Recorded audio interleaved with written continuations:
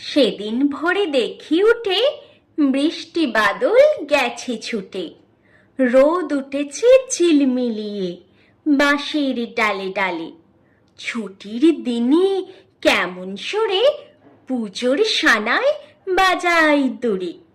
তিনটে শালিক ঝগড়া করে রান্নাঘরের চালে।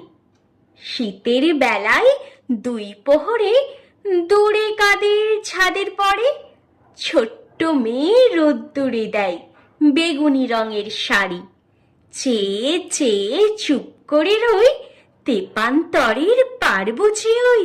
মনে ভাবি ওইখানেতেই আছে রাজার বাড়ি।